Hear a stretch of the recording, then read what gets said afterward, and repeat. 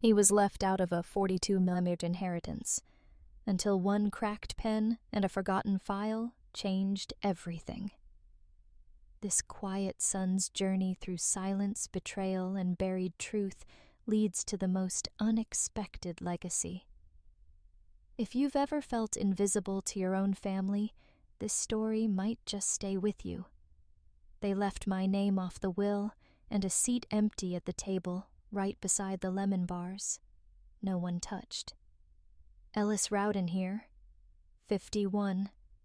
Former internal auditor, still keeping the same cracked Parker pen Dad gave me after my first math tournament. Ever had the truth arrive too late to say thank you? They left a seat empty at the end of the table. No nameplate. Just space where memory should have sat. The kind of absence that announces itself louder than presence. I stepped into the conference room at Penner and Langley about 3 minutes after the hour, the way some people slip into a church late too proud to rush, too guilty to skip. The oak-paneled walls absorbed the shuffling of papers and the cautious glances that floated toward me like airborne dust. I kept my overcoat on. Graham sat closest to the head of the table, Marla on his left. Mother occupied the seat beside her, her hands folded so tightly on her lap they seemed braided. A teacup sat before her full, but untouched.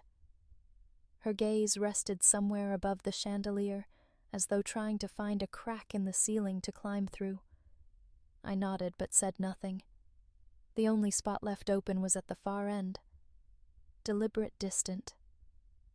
No name card. The chair creaked slightly as I pulled it back. Penner, the senior partner, cleared his throat like he was tuning a cello. "Thank you for coming.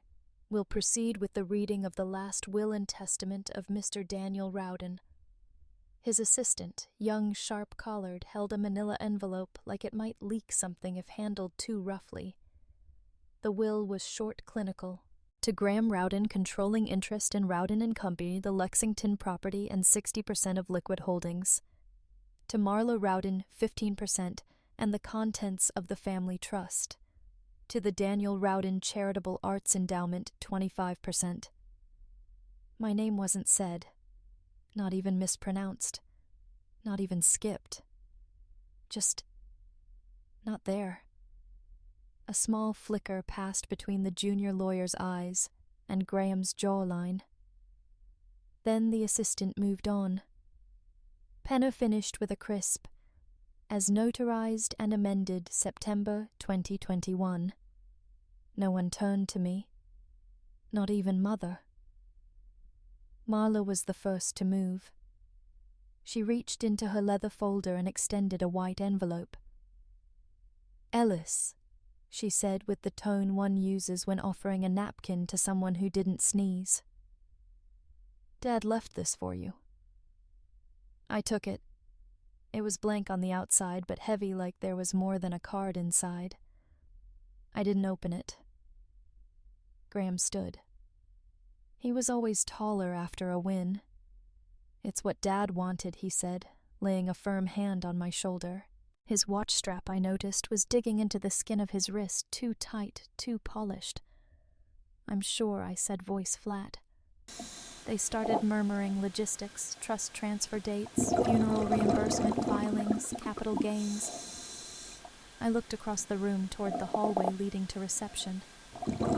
Darlene.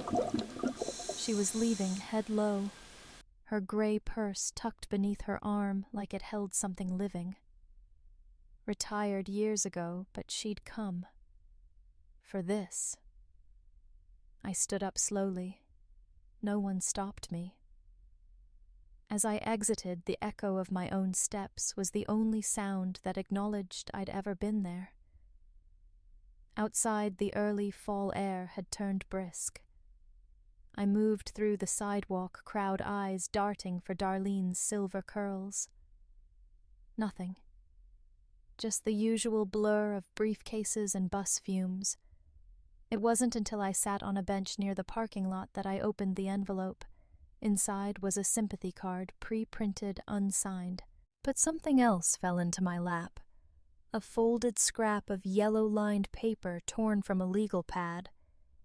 I opened the cedar box the same way I always did, like it still held a voice I wanted to hear. The hinges creaked like old piano pedals, reluctant but familiar. The rain had started earlier that morning. Soft taps on the window pane gave rhythm to the silence in my apartment. I hadn't touched much since the funeral. The shelves still bore a thin film of dust like the room had been paused mid-sentence. My diplomas leaned against the wall, never framed, just waiting. Dad used to say certainty's a frame. Life doesn't hang that neatly. Inside the box, the old Parker pen, silver polished dull over time. I ran my thumb over the engraving. Faint now, but still there, Ellis, the quiet one. I remembered the day he gave it to me. Age 12, third place at the regional math tournament. Not the win, not the trophy. Just a handshake and a box. You solve problems without noise, he'd said. That's rarer than people think. I hadn't opened the box in over a year. Next to the pen was an envelope, marked in my father's handwriting. 2019. No stamp. Just folded in half once. I didn't open it right away. Instead, I uncapped the pen. Nothing. I scribbled on a yellow pad. Still nothing. I shook it, gently tapped the tip. The nib glinted in the lamplight, beautiful but silent. A small crack lined the cap, barely visible like a fracture in a bone that never healed right. I stared at it for a long moment, then tried the envelope.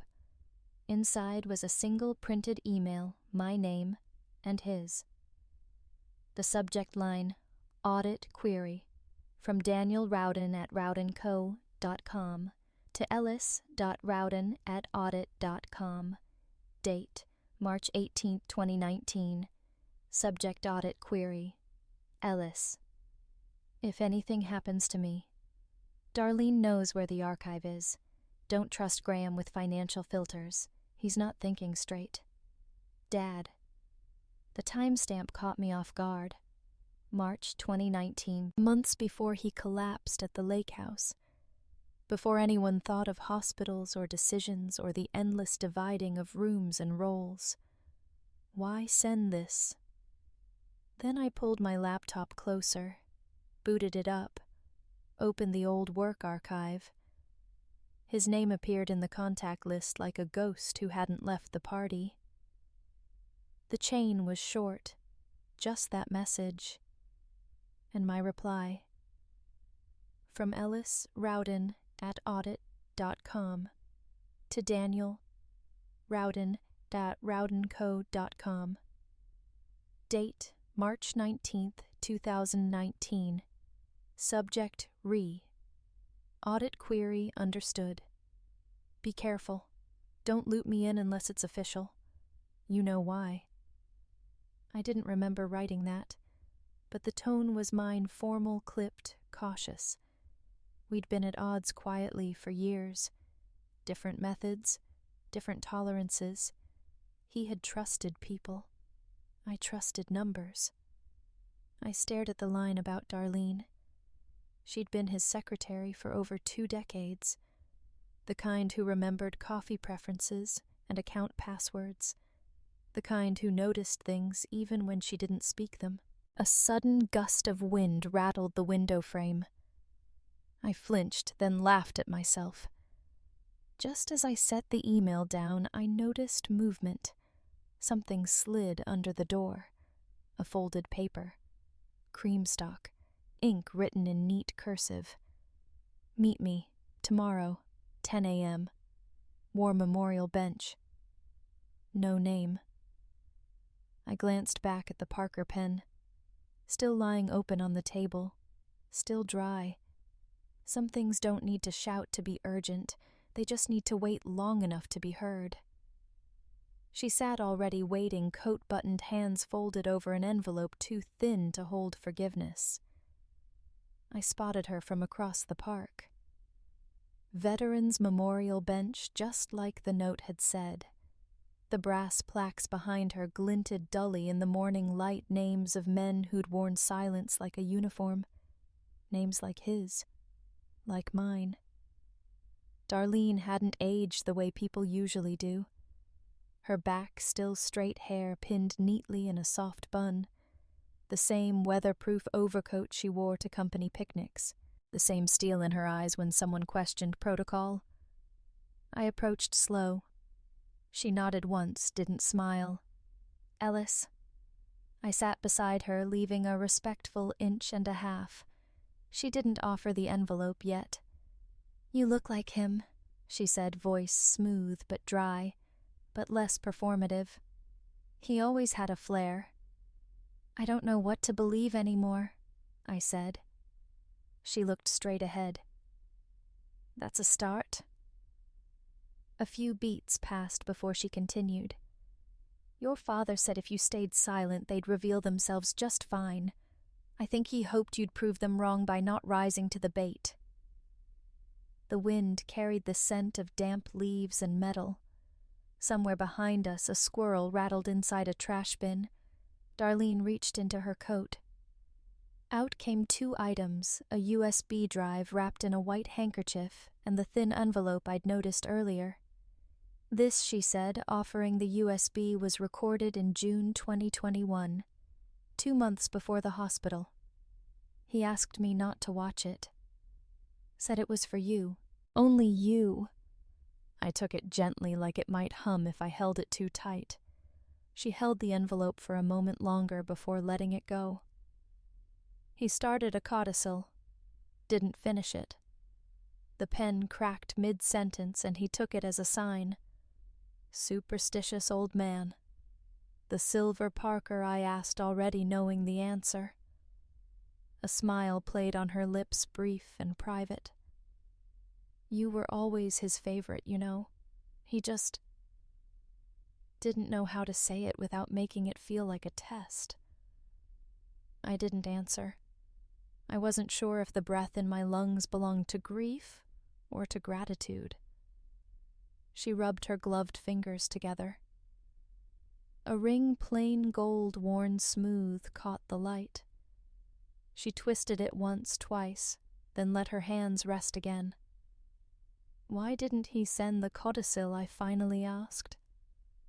He did, she said. I mailed it. But it never made it to Penner and Langley. Or maybe it did. There are silences in law offices that sound a lot like shredders. I stared at the plaques across from us. Edwin L. Hanks, Arthur Miles. Daniel R. Rowden.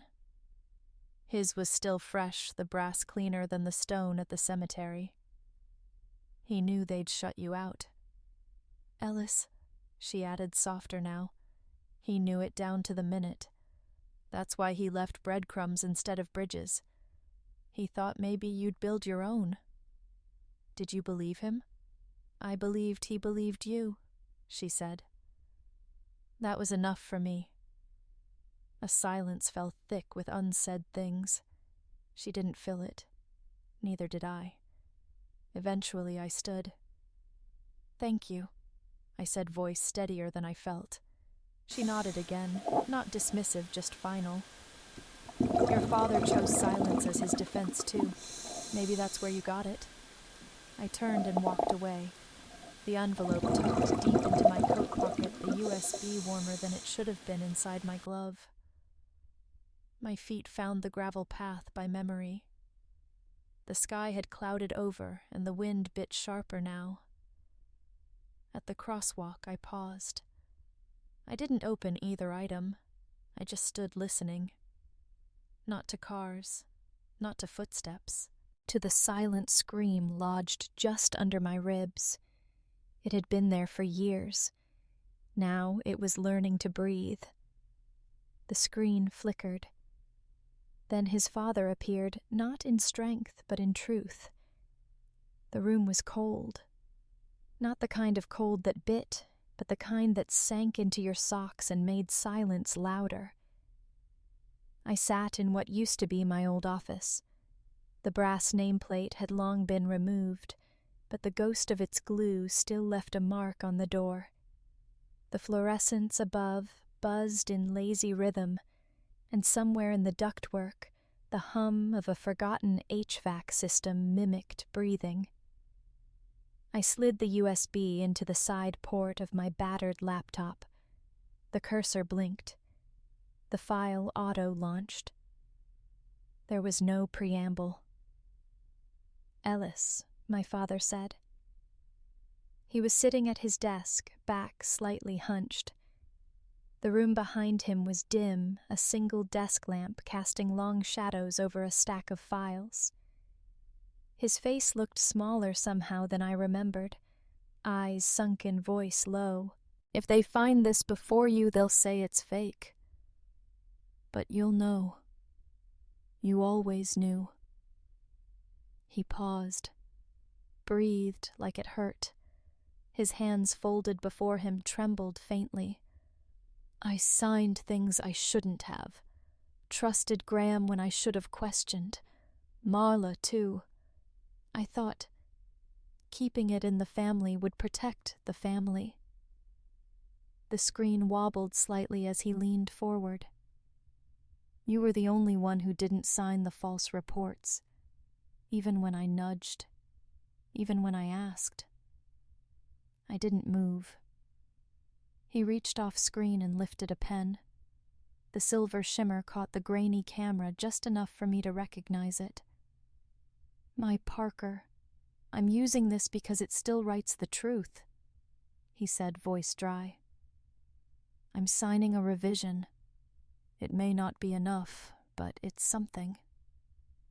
I watched him scribble on a document. The date in the corner, July 2021. His hand moved slow but steady. At the bottom, he pressed the pen down harder enough that the nib scratched the paper. Then as he set it down, the pen rolled slightly. It tapped the table's edge and dropped. A small click echoed as it hit tile. He didn't flinch. "I hope you never have to see this. I hope I fix it first. But just in case, follow Darlene. She knows more than I ever told her." The screen froze on his face for a second longer than felt natural. Then it blinked to black. I exhaled. I hadn't realized I'd been holding my breath. The room felt even colder now. I stood, stretched the stiffness from my back, and turned to the old filing cabinets lining the wall. Most were empty, moved during the office's purge, but one drawer, slightly ajar, bore a faded label, "Inactive Audit, Q3 2019. I pulled it open. Inside, nothing but a manila folder and a bent paperclip. The folder was thin. I flipped it open. Inside, the paper version of the codicil. Notarized. Witness line blank. My father's signature at the bottom unmistakable. The pen had worked. As I lifted the page, something rolled out from the crease, a small silver object that hit the floor and skidded under the bookshelf. I crouched. The Parker pen. Cracked. The cap had split along the side, the nib slightly bent. I reached for it. It rolled once, twice, then stopped. Directly under an old photo taped crookedly to the side of the cabinet. Me, age 15, holding a calculator and smiling awkwardly at a science fair. Dad stood beside me, hand on my shoulder. I picked up the pen. The crack ran like a fault line down the side. It hadn't survived the weight of truth. My phone buzzed in my coat pocket. I pulled it out. Voicemail from Graham. I hesitated, then played it. "Ellis." His voice crackled. "I know what you're doing. Stop digging. There's nothing left to find. Dad's gone. Let it go.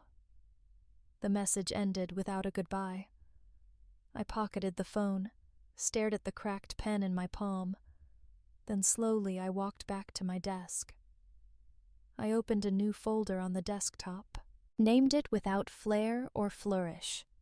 Rowden Restoration PDF. No font choice, no color, just black letters on gray screen. My father had begun with silence. I would finish with evidence. I didn't ask for justice. I sent the truth and let it speak without a megaphone. The courthouse always smelled like waiting, like floor wax, damp coats, and overbrewed coffee. I stepped through security with a brown envelope tucked under my arm, the kind thick enough to feel important, but plain enough to disappear into a pile. Penna's office hadn't changed since I was 12, and bored on a leather chair during the first trust review. Same clunky blinds, same brass floor lamp with a tilt. The receptionist didn't ask who I was, just nodded toward the back. He was there behind his desk, glasses halfway down his nose, reviewing something that looked older than I felt. He glanced up. "Ellis, do you have 10 minutes? Depends what's inside that envelope." I sat down without being invited, slid it across the desk. Inside, a printed transcript of my father's video.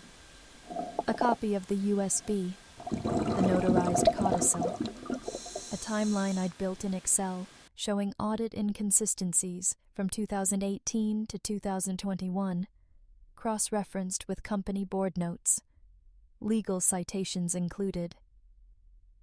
Penner opened the envelope like it might hiss. As he flipped through the contents, I noticed a file folder behind him.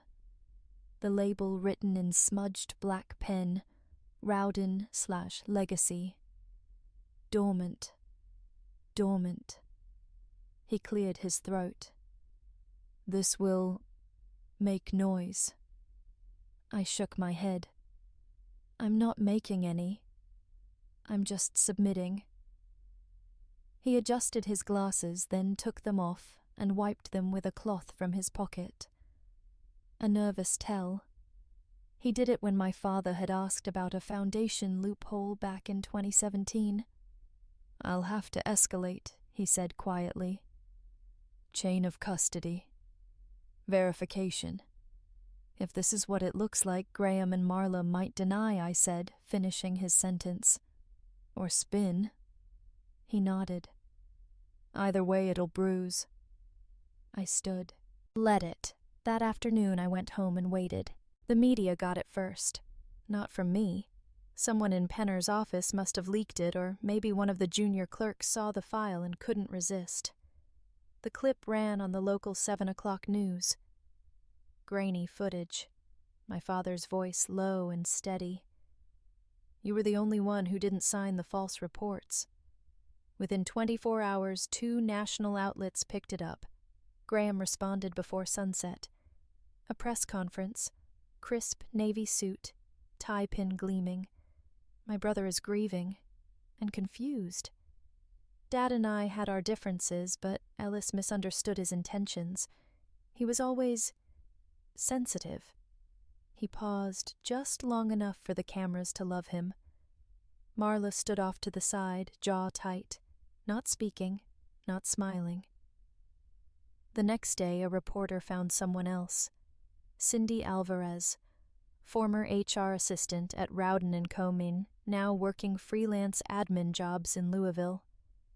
She posted anonymously at first, then confirmed identity. There were shredded memos, she said, on live feed. I saw them. He wasn't wrong. The tide shifted not like a wave, but a drip. The kind that slowly makes the ceiling swell. I stayed out of sight.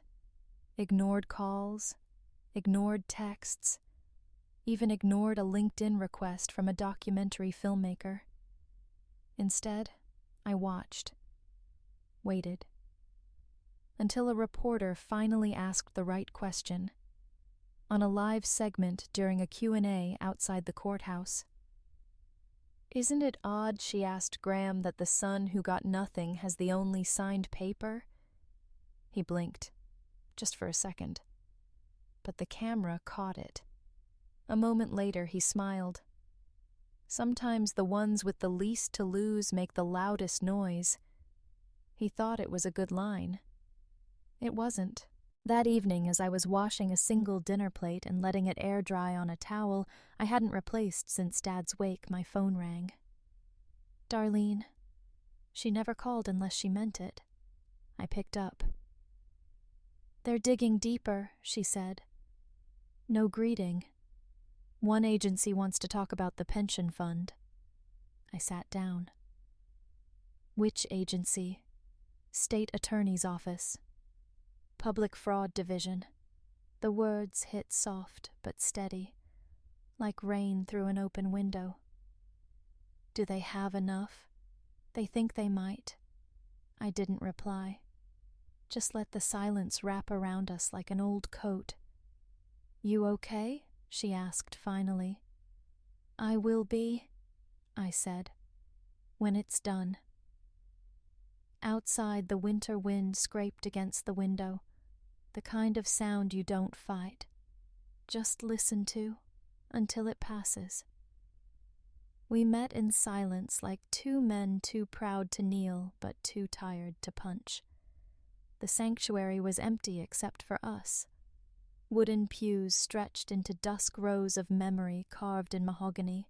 The air was colder than it looked, each breath blooming into visible ghosts under the hanging Advent candles.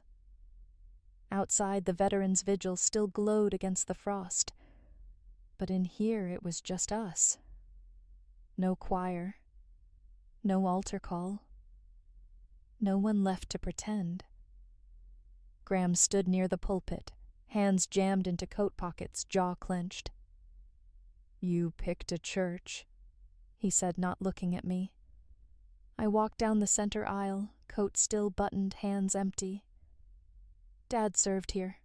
First Sundays of every month. Right, he muttered. Duty and donuts. I stopped just shy of the first pew. He turned. His suit was immaculate as ever, but something in the shoulders sagged.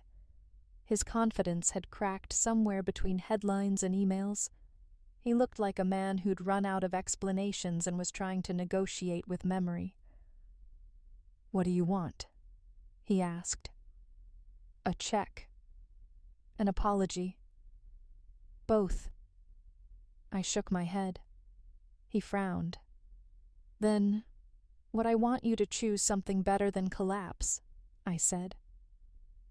He blinked. I pulled a folded sheet of paper from my inner coat pocket. A typed press release jointly authored. Pre-approved by Penner. It acknowledged the codicil, announced the creation of a legacy fund, removed the implied scandal, embraced a gentler correction. I don't want a courtroom, I said. I don't want to drag Dad's name or yours. But I also don't want silence. Graham stared at the paper.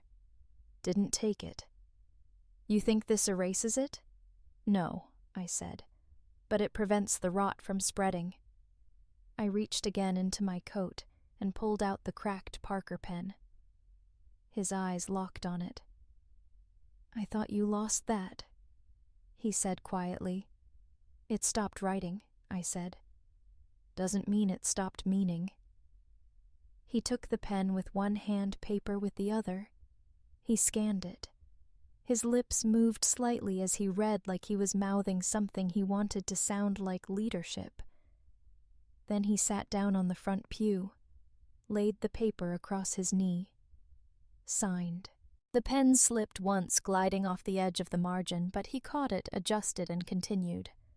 His signature looked less sure than it used to, but it was his. I took the paper back. There was one line left. I knelt beside the pew, not out of reverence, but steadiness. Rested the sheet on the wood bench. Wrote in even strokes, "Truth belongs to no man. It only survives." That was all. I stood. Graham sat back, eyes on the stained glass windows. "I thought you'd burn everything down," he said after a while. "So did I." I replied. A long pause followed. You could hear the creak of candle wax cooling. Outside, someone sang low and flat a war hymn without harmony. Graham turned his head toward me. "You forgave me." I held his gaze. "No," I said. "I just stopped needing to be right." I left him there. The pen on the bench. The candles still flickering like they were trying to remember a prayer they'd once meant. Outside, Darlene stood near the church steps, bundled in her coat breath visible in the air. "Done?" she asked. I nodded. "It's signed." She smiled small and tired. "Then let's go. They're expecting the fund paperwork before the new year." We walked into the cold together past the fading light toward the part of grief that builds things.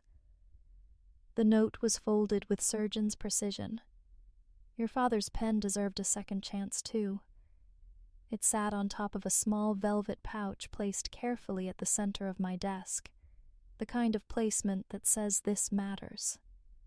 The morning light cut through the blinds in strips, casting faint shadows on the envelope glue still drying beside it. I picked up the note, unfolded it slowly. Darlene had written it in her firm, narrow script. No signature, just the message and the pouch. I opened it. The Parker pen gleamed restored, not erased. The crack still ran faint along the cap like a healed scar. But when I uncapped it and tested the nib against the edge of a yellow notepad, the ink flowed in a thin, confident line. D. Rowden. I smiled despite myself. The doorbell had chimed a half-hour earlier. By the time I reached it, Darlene was already back in her car, waving once from behind the windshield. A short courtesy like she knew the rest of the morning needed quiet. I brewed coffee but forgot to drink it. Just sat, letting the warmth gather in the cup while I held the pen like something I had just been trusted with. A new envelope arrived around noon. Slipped through the mail slot, no return address. Inside, a letter from Mother. Short. Sparse. She thanked me formally for preserving Dad's name. Said Graham was doing interviews again and that Marla had stepped down quietly. No emotion. No apology. Folded between the pages was a clipped newspaper headline from the Lexington Herald Quiet Trust, launched in Rowden's name to fund local students. She'd circled it. Twice. I didn't know what that meant. Not fully. But it was something. By late afternoon, I'd pulled out the paperwork. The final round of forms for the Education Trust. The board signatures had already been collected. Mine was the last. I laid the form flat on the desk. Uncapped the Parker. The nib caught the light again. I signed with care. Ellis Rowden, then beneath it on the dedication plaque inscription, "In memory of Daniel Rowden, the Quiet Trust." No tagline, no mission statement, just the name and the act. The ink glided smoothly. Some tools just need hands that remember. I slipped the plaque form into its envelope, moistened the glue with the side of a damp sponge, pressed the flap closed once, then again, felt the slight give of the paper as it sealed. The room was quiet, save for the soft hum of the heater kicking on. I reached for the envelope, ready to place it by the door for courier pickup. Then I saw it, my reflection in the window pane. Faint, not quite symmetrical, tired around the eyes, but familiar in a way I hadn't felt in years. I looked like someone I remembered trying to become. 12 chairs, no banner, just one brass plaque, and a tray of cookies someone brought without a name tag. The Lexington community room was quiet, the way a library is quiet, not silent, just respectful. The windows were open to a warm spring breeze that stirred the paper name cards and carried the faint sound of kids laughing from the hallway. It wasn't a ribbon cutting. There was no podium, no photographer, no oversized check. Just the beginning of something we hoped would last longer than applause. Darlene stood beside me at the back for a while, watching the group gather 8 high schoolers, 3 teachers, 1 retired counselor, and a janitor who just happened to stay after shift. I turned toward her. "This is enough," I said. She nodded, rubbing her hands together like she was working warmth back into them. On one of the chairs near the middle empty deliberate sat a small silver brooch. Mother's. Pinned to the cloth back like she wanted to be present but not seen. No note, no message. It didn't need one. When they asked if I'd speak, I kept it to 3 sentences. Some men leave buildings. I began voice-level hands behind my back. Others leave silence that holds weight. I hope this space becomes both. That was it. Someone clapped once, then stopped sensing the tone. Darlene handed out printed folders detailing the fund's purpose. Annual support for students left behind in test score gaps, especially those from families like ours, silent, proud, bad at asking. A local teacher asked if we were accepting applications yet. I said yes today. One boy, maybe 13, hovered after the brief ceremony, tall for his age with a backpack almost the size of his torso. He stepped forward. "You were the one they forgot, right?" he asked. I looked at him, then smiled. Only until they remembered. At the side of the room was a small display case no taller than a coffee table. Inside the Parker pen. Still carrying the faint scar where it cracked. Now resting on black felt beside a folded photo. The image was grainy. My father and I, both in jeans, squatting in dirt, planting a sapling behind the old office building. He was smiling wide and crooked. I looked confused by the camera. I placed the pen in the case myself. Didn't wear gloves. Didn't need to. The plaque beside it read, "In memory of Daniel Rowden, the Quiet Trust." As the room began to clear, chairs scooted in quietly, one after another. No music played. No more words offered. Just presence. I walked to the plaque, ran my thumb across its edge. There, faint but stubborn, was a single fingerprint. Mine, probably. Or maybe his. I wiped it with the corner of my sleeve. Not to remove it. Just to feel it. Then, with only Darlene still watching from the far wall, I leaned in, whispered to the brass. "I'm not missing any more." The room had long since emptied, but the scent of lemon polish lingered soft and familiar. I stayed a moment longer gazing at the pen behind glass, its crack still visible, no longer a flaw, just proof it had been used and repaired. Sometimes justice doesn't arrive with sirens.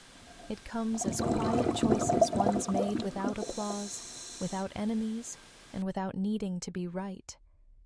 I learned that some legacies are built not on what we receive, but on what we choose to restore. And forgiveness? It's less about forgetting, more about freeing the space inside. Has life ever handed you a second chance in disguise? I'd love to hear your story. Drop it in the comments or join the conversation.